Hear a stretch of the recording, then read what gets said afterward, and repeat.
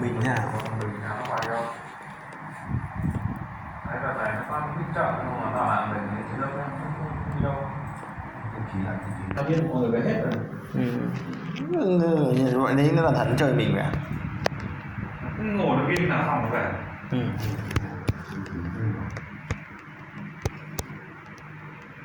Sorry không cần đâu, sorry không cho xem.